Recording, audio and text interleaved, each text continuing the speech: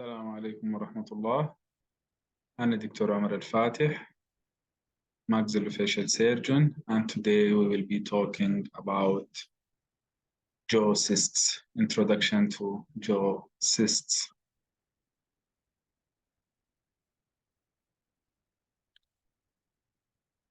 Definition, classification, origin, enlargement theories, and contents and treatment.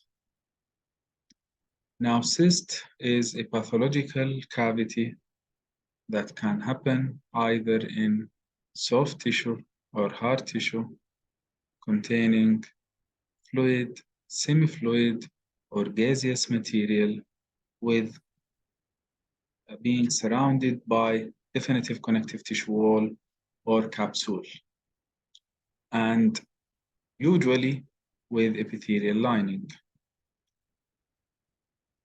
The most common cysts are radicular cyst, 65 to 70%, followed by the integerous 15 to 18, nasopalatine and keratocyst somewhere around 5%, and lastly, the lateral periodontal cyst. We will take two classifications for the cyst. The first one is WHO classification, classifies the cyst into epithelial, non-epithelial line cyst. The epithelial line cyst to developmental and inflammatory origin, the developmental either being odontogenic or non-odontogenic. Jaw cyst, epithelialized, non-epithelialized. The epithelialized either being the inflammatory or developmental. The developmental goes for odontogenic and non-odontogenic. The odontogenic type of developmental can be gingival cyst of newborn, keratocyst, dentigerous cyst, gingival cyst of adult, developmental lateral periodontal cyst, botryoid cyst, glandular or calcifying odontogenic cyst. This is just the classification. Later on, we will discuss each one of these cysts individually. The non-odontogenic cysts are mid-palatal cyst, nasopalatine duct cyst, and nasolabial duct cyst, and nasolabial cyst. Cysts of inflammatory origin, radicular cyst, apical or lateral types, residual cyst, and lateral periodontal cyst. The non-epithelialized are simple bone cyst, solitary bone cyst, and aneurysmal bone cyst. The other classification is shear classification, classifies the cysts of the jaw into intraosseous or soft tissue cyst, cysts of the jaw and orofacial tissue, either soft tissue or intraosseous. The intraosseous can be epithelialized, non-epithelialized, or cyst of the maxillary antrum. The epithelialized can be odontogenic or non-odontogenic fissural cyst. The odontogenic can be developmental or inflammatory. Some slight differences between the two classifications. The odontogenic cysts, keratocyst, dentigerous cyst, radicular cyst, lateral periodontal cyst, residual cyst, and calcifying odontogenic cyst. The non-odontogenic or fissural cyst, globulomaxillary cyst, medium mandibular cyst, nasopalatine duct cyst, and medium palatal cyst, and nasolabial cyst. The origin for these cysts: odontogenic keratocyst comes from epithelial rest of cirri. The dentigerous cyst comes from enamel epithelium, reduced enamel epithelium, and the radicular cyst comes from epithelial rest of Malassez, root sheath of hair twig.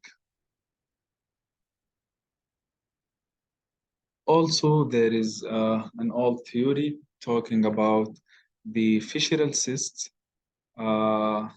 This is an old nomenclature due to the thoughts that the fissures, when it closes together, it entraps some of epithelium that leads to formation of cysts. The content. Now, the dentigerous cyst contains clear pale straw colored fluid.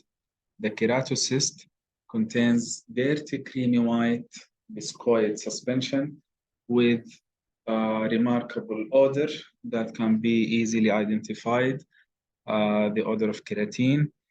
Radicular cyst contains clear pale straw colored fluid, and any cyst, when it gets infected, contains pus or brownish fluid. Other findings, you have to remember the total protein within each type of cyst. Both dentigerous and radicular cyst contains cholesterol crystals. We have also 3 proposed theories for cyst enlargement. The first theory is the hydrostatic theory. The hydrostatic theory talks about central necrosis. The central necrosis leads to increased osmolarity in the center area or in the central area of the tissue. This leads to increased osmotic pressure, leads the other fluids from the surrounding tissue to move inside, leads to increase in size. Central epithelial necrosis results in hyperosmolar cyst fluid, leading to high osmotic pressure and causing fluid from surrounding tissue to move into the cavity. This mechanism depends on the type and thickness of epithelial lining.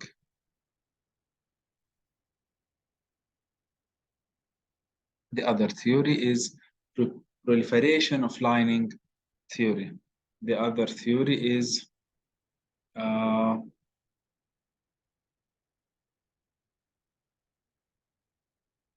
this theory talks about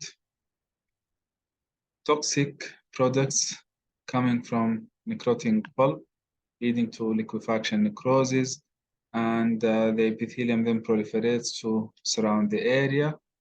The exact biochemistry and theory behind this is not fully understood.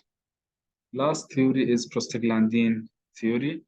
Prostaglandin, when it's released, it activates the osteoclast, leading to resorption of the surrounding bone. Epithelial cells within the lining produce prostaglandin.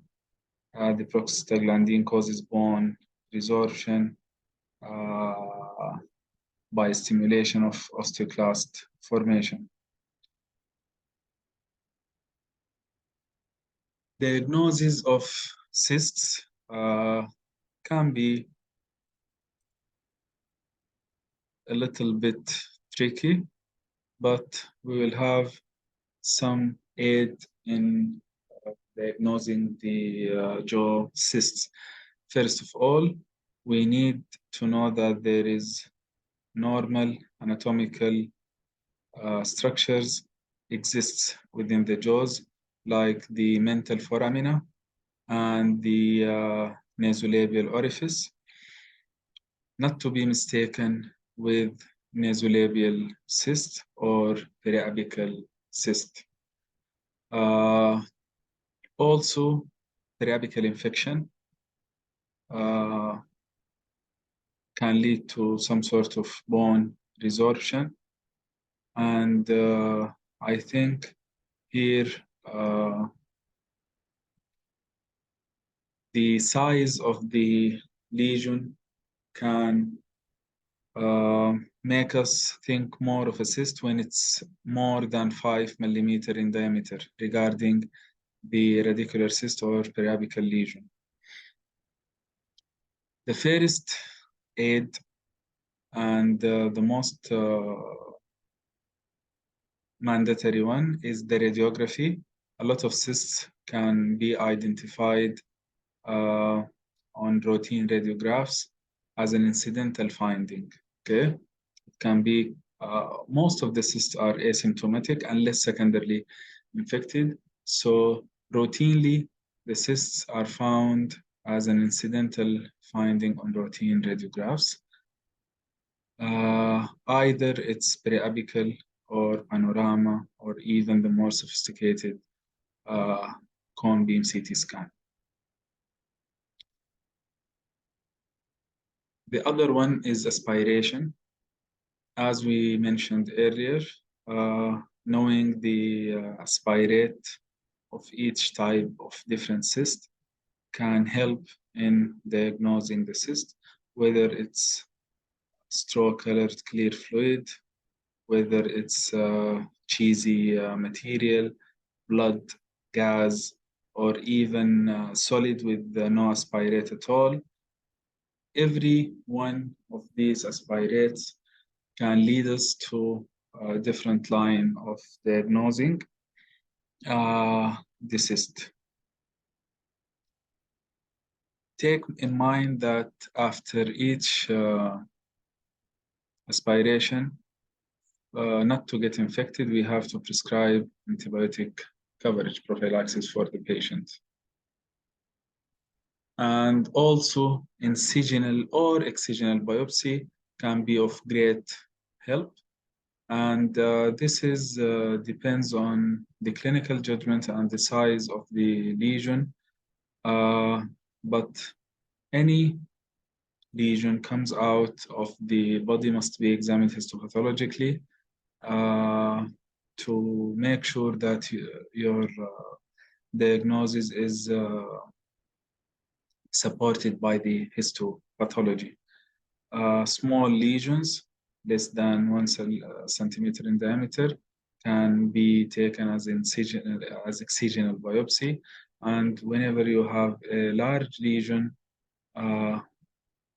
you better to go for incisional biopsy to know what you are dealing with before moving further to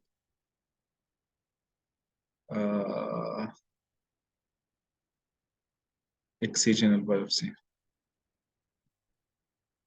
Treatment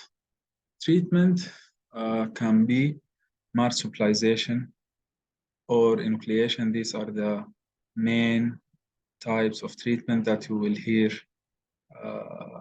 dealing with the cystic lesions. The first one, marsupialization or decompression, can be simple marsupialization alone or combined with enucleation, or can be marsupialization by opening into nose or antrum. Now, what is marsupialization? Marsupialization is de-roofing of the cyst or opening a window into the cyst. We don't take the complete lining of the cyst. We open the cyst lining on one side, and even this side, this open side, the U-shaped incision, can be removed and stitched to the surrounding normal epithelium, leaving the lesion open.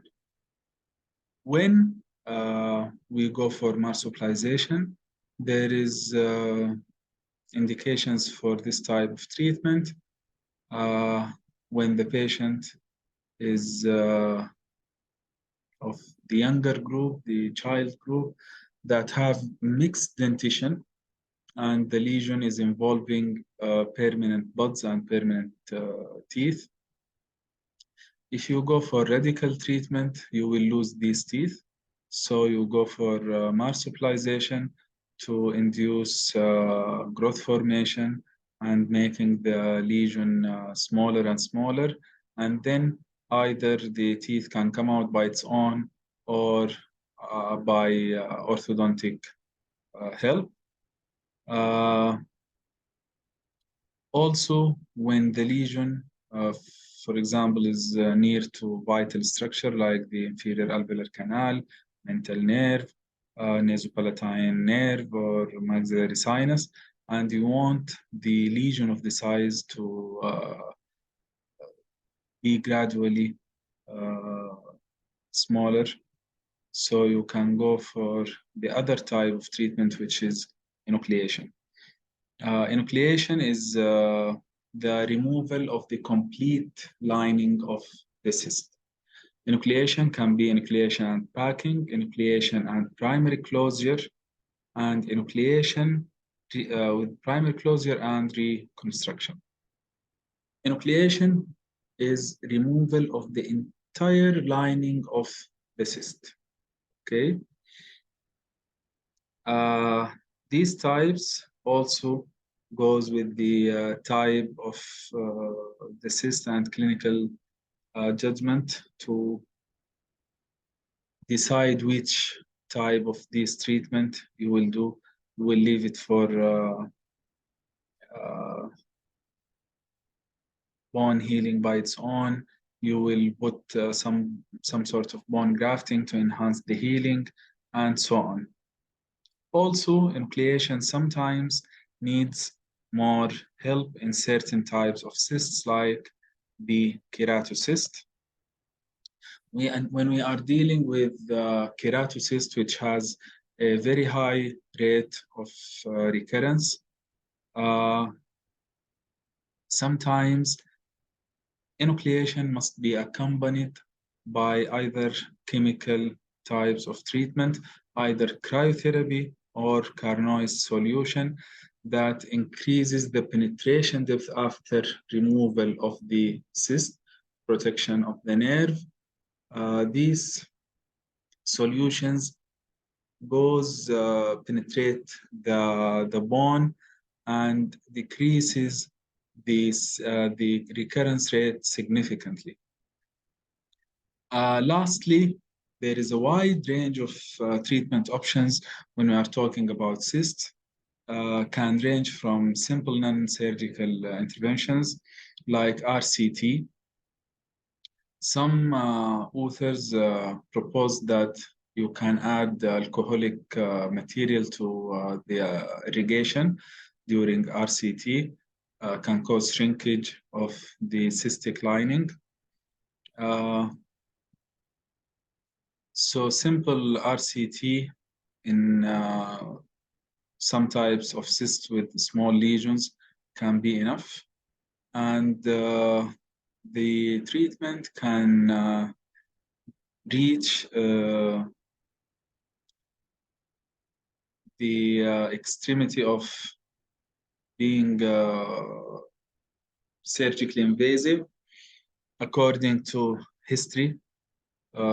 If there is recurrence history, histopathology, certain types can be very aggressive, and radiology also if the lesion is near to the base of the skull through the condylar head. Sometimes if you're afraid from spread of the lesion to the base of the skull, you can also be radical and go for resection. This is generally speaking about the cysts, and later on in this course, we will be discussing them in more details. Thank you very much.